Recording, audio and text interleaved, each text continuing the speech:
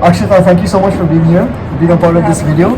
I'm gonna get straight into it. You're gonna share a little bit of insight on your life so far in recent years, right? Quite a bit has happened for you. Where are you from? I'm from Panipat, Haryana, Where is that? in India. It's a state up in north. So it's a city, Panipat. I think it's mostly famous for the three major wars. So What are these major wars? something about I'm bad at history. Okay. Yes. And what is famous to see in Panipat, your city? There's a museum and there's one of the stadiums, the Shivaji Stadium. There's like quite a few national games happening there, and then we've got textile industries in Panipat. Yeah, and like usually those, and like transports. Yeah. Okay. And currently you're in Melbourne, Australia. Yes. What are you studying? I'm studying bachelor's in civil engineering. What is that? It's basically construction. Construction. Yes. So actually, I've not decided my field yet. Whether I want to go for construction or motor engineering. So I mean, it's just my second year, so that's okay. And what was the biggest challenge coming from India to Australia as an international student, I'm guessing? Yes. What's the biggest challenge? For me, it was pretty easy. I had my family set everything up, and I'm here with my cousin. I'm living a very comfortable life. I think the biggest task for me was to make myself up, or like making myself believe that it is happening for real. Yes, because where I come from, I have a very orthodox family and everything. And growing up, I never even thought of like even going out of my state for higher studies. So when my father said back in 2021 or 2022 that I will send you to your brother in Australia, and I was like, okay, yeah, he's getting. And even after I completed my 12th, he was like, oh, you are going there. You are going there. And I was like, okay, I don't know what's happening. And even when I was on the flight, I could not believe it. My first flight ever was from Delhi to Melbourne. Oh, really? Yes. First flight out of India? First flight ever. Oh, first, you've never even done a domestic flight? No. How was that for you? I think it was just way too many emotions that I didn't feel anything at all. I was numb all the time. So my first flight was from Delhi to Bangkok, and that was about 4 hours, and I got the middle seat. Yeah. That was okay. Difficult? Yeah, difficult. But then I got the whole row. I mean, 3 seats to myself from Bangkok to New Zealand. That was pretty comfortable. And I was like literally, I led the whole way. I was like just laying down. I was trying to sleep, but I could not. Maybe it was the excitement. But as I said, I was numb. But there was excitement inside of me somewhere. So yeah, I think that came out. Wow.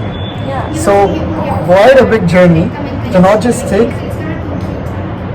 the leap of faith to come to Australia, but also that was your first ever flight. Yes. What's it like being on a plane for the first time? What's the experience? I don't remember because mostly I was like, okay, I cannot fuck it up. I cannot mess it up. And Mess what up? like, it could happen that the gates are changed at the last minute. Oh, yeah. Yeah, because I knew nothing about that. And when I hear like all these cases, like all these incidents happening, my sister, she like about 3 weeks ago, she came from Delhi to Melbourne, and she missed her flight because about an hour before the flight, the gates were changed, and the phone number was that was used to book the flights was her husband's, and she did not get any update. Okay. She missed the flight. It's a big problem. Yes. Yeah. So that put the fear in you. No, it didn't put the fear in me. I was like just like I said, there was some excitement inside of me somewhere, but the emotions were overall too overwhelming, and I was all numb. So I was excited, and I have this fear now that what if I lose my bag, the bag that we check in, Which bag? like in the flights, the bag like that the we check luggage. in, yeah, the luggage, yes. And it has important stuff in there, clothes. Yeah, my clothes, it had everything except for my gadgets, it had everything, all my clothes, everything in that. And I was like, what if it gets lost? So, but I did get my bag back. And when I came here, my sister-in-law was here to pick me up. We went home. And I was so excited, but I just couldn't show it. I mean, that's the person I am. Whatever I'm feeling, the excitement, the love, the happiness, I just cannot show it to that person in that instant. So when I came here, I was so excited and I couldn't sleep. I did not sleep the whole flight. And before that, for the night, I slept about 2 to 3 hours.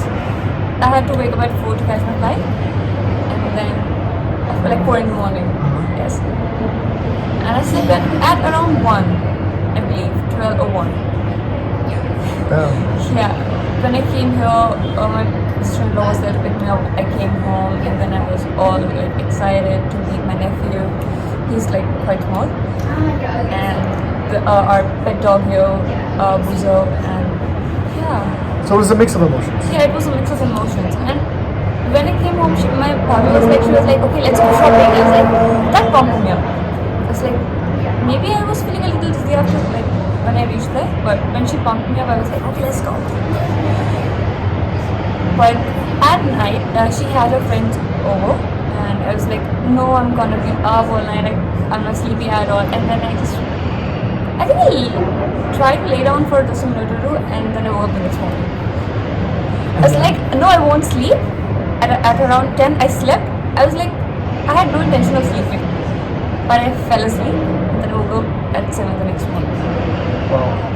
Yeah. That's quite interesting. And you had jet lag, I'm sure. And Yeah, I was jet lagged for sure because I hadn't had a single minute of sleep. Even when I had all 3 seats to me, I was literally laying down, and I still couldn't sleep. So, yeah, that's what I would call it, jet lag or anything. Yeah, I fell asleep. I fell dead. Yeah. so, at what age were you when you took your first flight? 18. 18. 18 and a few months. Did you have any fears? Or No, not. you were just so used to seeing this in the news, media, movies that it's like, okay, it's like a train. Yeah, but because you're I was like, I had instructions. You go there, from there to you go there, from point A, you go to point B to point C to D, and there will be people who are going to pick you up. I was like, okay, that's the person I've been. I just cannot, even when I'm alone all by myself, it's just something I have with my emotions. Until and unless it's just way too much, and I take out some time, I meditate, and then think about everything, I cannot contemplate my emotions. You do meditation. Once in a while when it's just way too much. I started to do meditation a couple of months ago, Okay? and I used to be the biggest skeptic of meditation. I realized how much of a difference it makes. After a couple of months of doing it, you're like, whoa, if I am seeing the thought, how can I be the thought? You're observing a thought. Exactly. And when you create distance between thought and emotion and you realize it goes up and down, it changes a lot of the way you perceive the world. Exactly. And also one thing I learned through meditation was that whatever is happening to me, that is not me, that is not my life. It's how I am perceiving it. 100%. Right? I've heard it a few times, but when I started meditating, that is when I realized it. That is when it hit me. The fact that you realize this at a young age is good. Many people don't realize it until they're like at the very end of their lives. Yeah. And it's a superpower to realize. A couple months ago, I went to a monastery and I was living with Buddhist monks Okay? for a couple nights. Yes. And I was just reading all the books there and also learning. They have something called Dhamma, which is basically their Buddhist teachings. And I realized, or this teaching came, this is the best teaching I've learned so far in my life. Thoughts, emotions, perceptions, situations, even your whatever you call knowledge are all transient. They all change up and down, which means that anything that changes up and down is not a condition. It's something that's in that moment of time, right? So if you're going through a bad, rough patch, or if you have a repeated thought that's nagging you, you think this is the rest of my life. But anything that is subject to change is subject to change in suffering, to change in joy. Every single element of human existence practically is subject to change. Which means everything is subject to change, from suffering to joy, everything. Everything is very, very transient. As I mentioned before, like for this video, that I Yeah. have been feeling a little unmotivated lately. Yeah. That is something that's gonna help me. Of course. Yeah. Why have you been unmotivated? No, I think my life's been very constant lately. Yeah, Because yeah. I just wake up, help with house chores, studies, and then gym, and then go back to sleep. I even started like working on myself, journaling everything, like what I learned today, my thoughts. I started writing that down. But it's been a week that I haven't even journaled. Like, yeah, so I think something is holding me back. But I just cannot put a finger on what exactly it is. You're on the right path. The fact that you meditate, the fact that you journal, the fact that you introspect. I think the hardest thing in life is we come in this life searching for meaning. We think that we are alive because X, Y, Z. But everyone is trying to find that meaning. And I think the more you try to find it, what is my meaning, the more it runs away from you. Right? Yeah. And also, like, people look at other things in life. Like, people are like, okay, if I go behind this, if I chase this, then I will find meaning in life. But what I feel is, the more I look into myself, the more I read myself, the more meaningful life gets. Ooh. Yeah. Wow. That's something I've realized like a few months ago. Because there's one line that I heard on Instagram. If you're seeing bad in other people, there's bad in you. It's not like you are picking that bad. Even if you're able to see it, like by accident, and there's something bad in you. The world is basically a reflection of your inner circumstances. Yes. Basically, right? That's these realizations came up to me very recently. The fact that they're coming up to you at a very young age is a very, very good sign. Like, this is a very, very good sign. Even the fact where you said, like, I think this is my understanding of what you said. Situations are not good or bad. Situations are situation. What makes them good or bad is that we label them good or bad with our false narrative, which Exactly. also, like I said, in Buddhism is subject to change. Everything is Yes. subject to change, right? Exactly. So if you just see everything through a fresh lens of this is not good, this is not bad, but this is not this, Yes. it just is, Yeah. maybe that can change things. Yeah, and it's not like in that exact moment we're able to realize it. We will feel our emotions. We will feel bad Yeah, or yeah. anger or sadness and everything, even jealous. But I feel like after some time, if you're able to realize that it has happened, maybe it was meant to happen. If it has happened, it is meant to teach you something, 100%. right? So if you realize that anything that happened is meant to teach something to us, and if you're learning that, that is like, that's I think the purpose of life is like learning all what we can. Have you read The Power of Now by Eckhart Tolle? He's a famous practitioner who talks about the power of presence. And he said that suffering and pain will leave your life or will leave your body once it's done teaching you. So if it's still in your life, that means the suffering is still teaching you something. And it will leave your life once it's done teaching you. So you don't know how long it's teaching you for, but if we kind of see this, I realize if I see this pain or this moment as a point in time in my big chapter of this life, you can try to understand what is this teaching me, what is the suffering teaching me. You also said, like, sometimes you feel unmotivated this period. Sometimes you don't need to know the reason. Like, I also have moments where I feel unmotivated and I don't know the reason. And you're basically trying to say, why am I feeling this way? Why am I feeling this way? Sometimes the body just reacts and you don't know why. But if you just let the emotion be, you'll find that the less you resist an emotion and just flow with it or observe the emotion, you realize that it's teaching you something, but you don't need to know what it is. Maybe the emotion is teaching you that you need to sit with this emotion. I think that's what my life is going. It's teaching right now. Because right now I'm like, I want to take control of it. I want to take control of it. But I think life is like sand. The tighter you hold it, the faster it's going to flow. 100%. You're a very smart person. I really think so. The idea of having control of our lives, I think, is a false narrative. You cannot have control of it. If you want everything around you to be the right way, we always think, right? When this circumstance is good, then I'll be good. When that's not true. How many elements does it take to control everything around you? Like, you need to control a million elements around you to make stuff good, right? But how many elements does it take to just control yourself? One, right?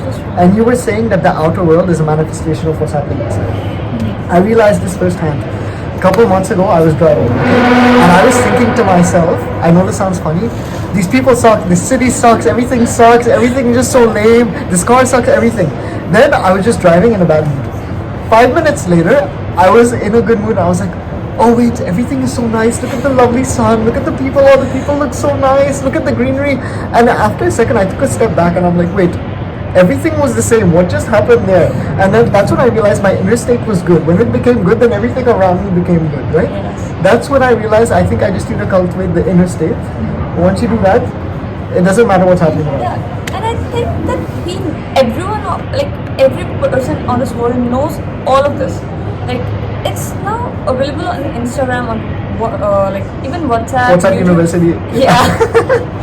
All this information is out there and in their mind. It's just that we take time to realize it. Yeah. I mean, like all of what I'm saying right now, even what I'm going through right now, I forget all of this sometimes. And now this podcast, this interview, it's like reminding myself of things. Like, okay, Akshita, it's not just a bad phase. It's like maybe teaching you something. And 100%. And I think you don't even need to know what it's teaching you. exactly. Yes. Just the fact that you're going through it, maybe that in itself is a lesson. The fact that you're going through this resistance, yeah, the patience, the tolerance. whatever, it doesn't need Yeah. to, even like the emotion, it doesn't, don't always need to know what it is. Sometimes if you just make space for the emotion, I noticed a couple of weeks ago, I was feeling really shit. I don't know why. I was in the gym and I felt so depressed. And normally I would have been like, no, why is this coming? No, push it away, push it away, push it away. The body's trying to tell you something. The body is the smartest supercomputer ever. And a while ago I would have pushed it, or I would have been like, why is this coming? Why is this coming? And I think the more we try to ask why is this emotion there, it makes it worse, right? But I just sat and I felt the emotion. The emotion is here. The emotion is not me, right? Like you were saying, not mind, not body, right? Yes. The emotion is not me. It's just visiting me. So I observed it, and when I observed it, I kid you not, Akshita, the emotion went through in 5 seconds. When you just observe the emotion and you invite it, just okay, observe it, went through. I wasn't trying to push it away. I wasn't like, oh no, why is it here? You just feel it, part of the human existence. And am I making sense? You actually are. I mean, I had a very similar incident, like I think last week or maybe yesterday, like maybe Tuesday. Yeah, it was this Tuesday actually. Me and my brother, we were hitting gym. It was chest and shoulder day. Oh, nice. And suddenly, my other brother calls and he's like, "Where are you guys? Are so like you guys are late. What are you doing out this time?" And I was like, suddenly in such a bad state of mood. I was like, what do I do? And then I did miss a few sets, but then I was like, okay, it was bound to happen. It happened. Now focus. And then within a few minutes, because I'm still learning, so I have to take time. So within a few minutes, I was okay. I was like, okay, let's go. Yeah. And that's it. Yeah, that's it. I was like, okay, it was meant to happen. It happened. Whatever's gonna happen, either you go home now, or maybe 10 minutes late, or 15 minutes late. It's bound to happen. He's gonna say what he's gonna say. Just enjoy what you're doing in the moment. You didn't fixate over it, right? Yes. It was like, initially my mind was like, why did it happen? Like, why did I have to come so late to the gym? I could have come in the day, during the day, or whatever. But then I was like, okay, it has already happened. I've missed lots and lots of moments before, like just because I was like, why did I do this? Like, why did I do this right now? I could have done it later. But in that moment I realized it has happened before. I'm not gonna ruin this moment thinking of what's gonna happen when we get home. And that is something that helped me, and I did miss a few sets, but then I was like, okay. The power of presence, right? Yes, power of presence. The mind, I think, has evolved to always find problems. Right? If you think about it, you've maybe gone through many situations where you thought when this problem is over, then we'll be fine. When that problem is done, the mind starts to look at another problem, right? Yes. The mind has evolved for problems. So if we are aware that this is the nature of the mind, we're aware that, wait, the mind is always looking for problems. And I mean, 10,000 years ago, our ancestors, it helped us because we know, like, oh, there's a problem there. Yes. Stay away, a tiger might eat you or something. But now we're in a pretty safe environment, right? Yes. And the power of presence, when we're like aware of our breathing and all, we don't think about the past or the future because the mind is trying to always say, oh, think about this, think about this, think about this. And all the times the mind is like, think about this, think about this. When you bring your attention back to your breathing, you're training the mind in a way to like stop looking for problems and to just be, the existence only happens now. I'm sure you know this. And my brother taught me this recently. Yeah. So he was like, you're breathing the wrong way. And I was like, how am I breathing the wrong way? How can somebody breathe in the wrong way? And I was like, no, you need to breathe through your lungs, not through your stomach. And I was like, okay, I don't understand, but I tried doing it. I was like, okay, now I know what you mean. And then I started doing it. Like, I constantly reminded myself, breathe correctly, breathe correctly. And then it does make a difference. I mean, right now, just when you mentioned, I was like, okay, breathe correctly. So yeah, it does make a difference. I haven't been able to like deeply introspect this topic, like up till now, but I think it has helped, like doing the correct way and focusing on your breath, and then breathing correctly is one thing, and like whenever you're having a conversation, you just focus on your breath, like either you're doing it wrong or the right way. If you just focus on your breath, like inhaling and exhaling, just that, even if you're doing through your stomach, it does help you slow down a little, and then it does help you think. I've had these experiences before. I think keep doing the meditation. I'm unmuted myself, only done it for a couple months, but I think the more you do it, the more insight you get into the nature of they call it a monkey mind, right? Yeah. I believe our mind knows everything. That is what I believe. I believe our mind knows everything. We just need to like sit idle enough so that it will give us the answers instead of the problems. Right? I have had these situations before. I was back in India. I was like, okay, I'll wake up at 6 and I'll just go and meditate. I'll go to the roof and then the sun coming, like sun rising, and then like it took about 30 minutes to get my mind straight, and then I was getting answers within 30 minutes. I mean, I had just started. It was like maybe third or fourth time I was meditating, and it had started giving me answers within 30 minutes. But those 30 minutes, they were hell. The initial 30 minutes, they were hell. I don't doubt it. Because the mind is not used to that. The mind needs to chatter, right? Yes. Look at how much energy it soaks up. Exactly, it does. And I think me feeling unmotivated lately has a lot to do with what thoughts I'm having. Like what thoughts you're having, or what thoughts the mind is producing. See, like after meditation, you're like, oh, what thoughts is the mind producing? It's not you that's that makes much more sense. Right? It's not what thoughts I'm having, it's what thoughts the mind is producing these days. So the mind is producing this thought. Okay, I'm noticing this thought, right? Yeah. Like imagine, if you are nothing but thoughts, you would know the next thought that you have. You don't know the next thought you're gonna have, right? Okay. If I tell you in 2 minutes, tell me what your next thought is gonna be, you won't know. So how can you be a thought? You're saying what I'm thinking, how can you be a thought? The mind is the machine that's producing the thoughts, and you're the one just going, oh, that thought, you know what I mean? Yeah. So the better way to phrase it might be, what thoughts the mind is producing. Does that make sense? Yeah, it does make sense. And rephrasing those sentence, I think it changed the whole meaning of it. 100%. Yes. I forgot what the term is in psychology, but there's something where you notice it and you come back. You're the witness. You're the witness of emotion, a witness of mind, a witness of circumstance, a witness of everything.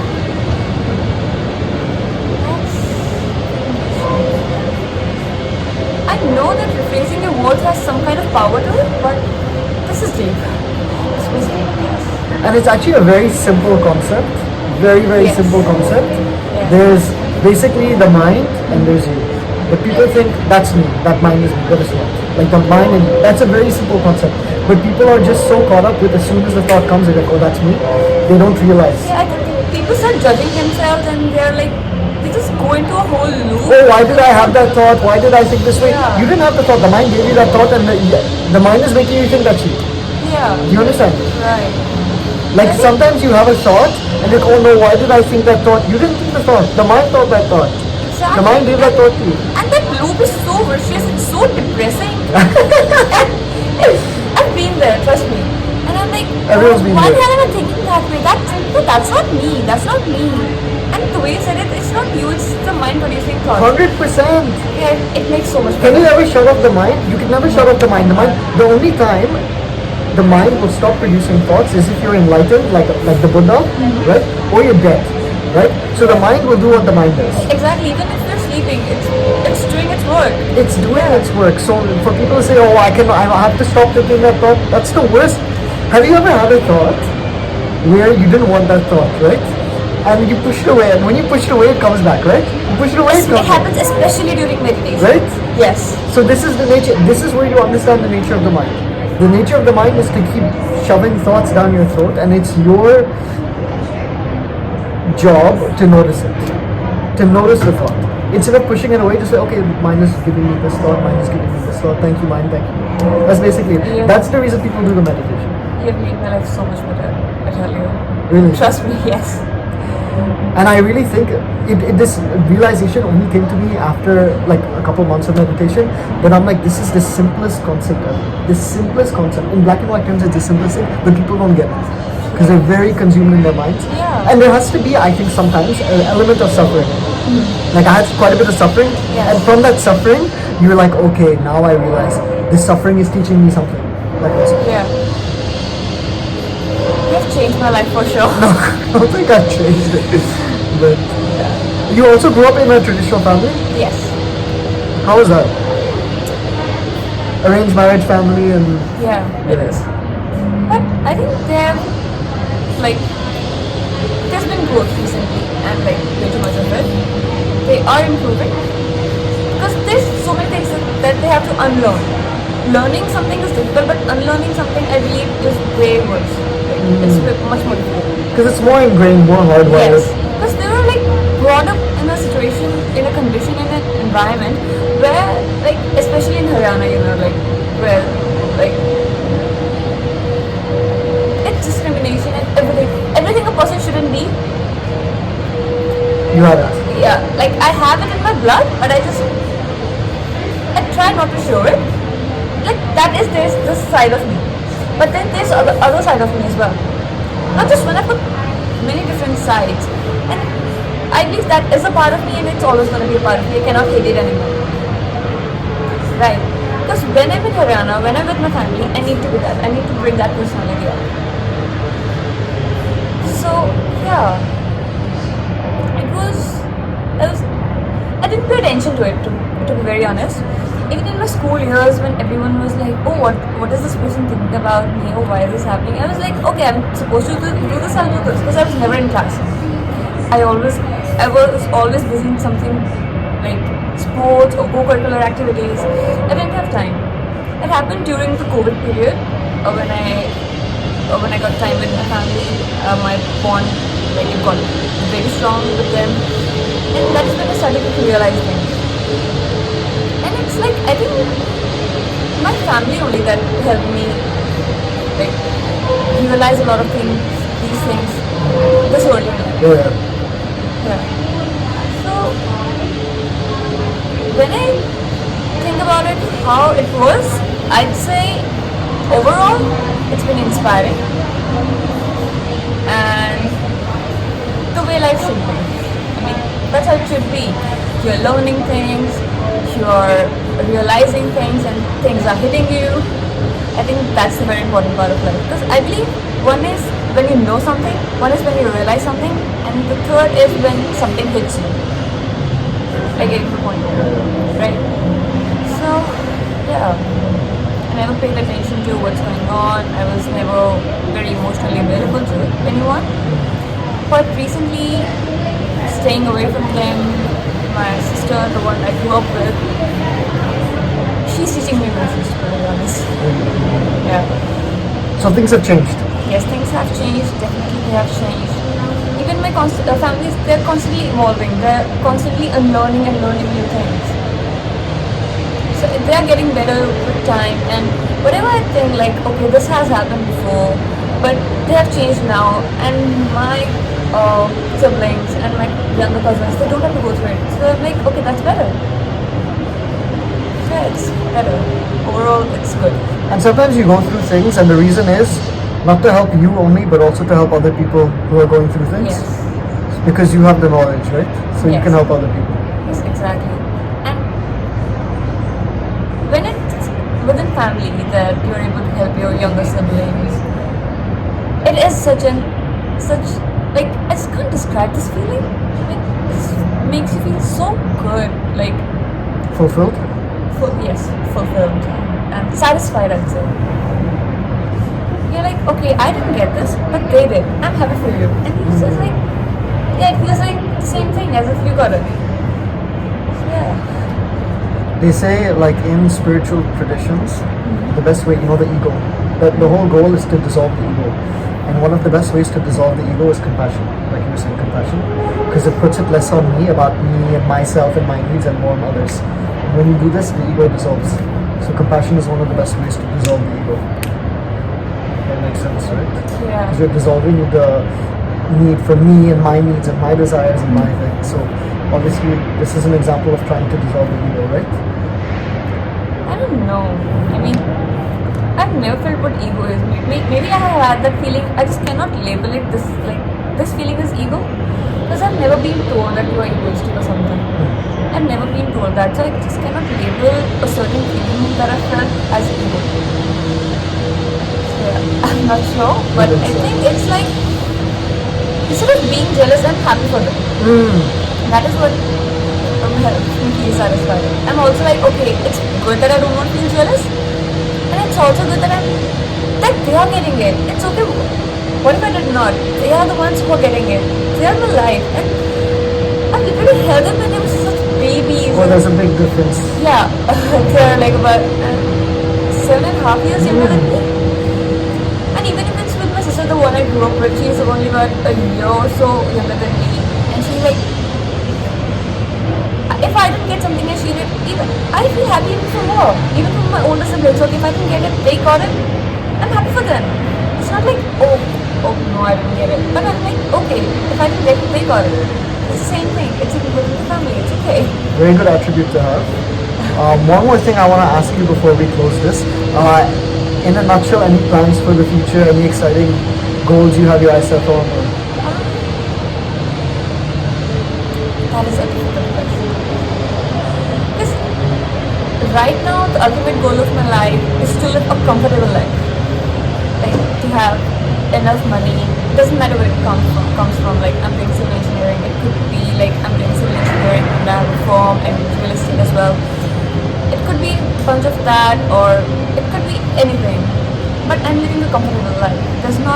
It does not matter if I'm earning like 10k a month or 2k a month. But I want to lead my life comfortably. I don't know. I just do not wish to worry about the bills and everything. I mean, what I mean is, whatever I am earning in a month or whatever, I should, spend in that living. That is my goal. Within your means. Yeah, within my means. Beautiful. So, we're running the end of this conversation, but I normally ask people one thing, and that's for anyone who's watching. Okay. Do you have a general piece of maybe advice or a life tip you could give them that they could benefit from? Okay. So generally when I am unmotivated, I do take some time and then I'm like, I just cannot get this shit done. And then one day I'm just like, okay, just do it. That's it. Yeah, that's it. I'm like, just do it. You know what you want to do. You know what you have to do. Do the things that you have to do first. Just do it. That is all. Good point, Arnaud. Thank you so much for being a part of this. Thank you for I'm sure having anyone who will be watching this will learn a thing or two that's new. If they do, that is good for them. And thanks for sharing your story.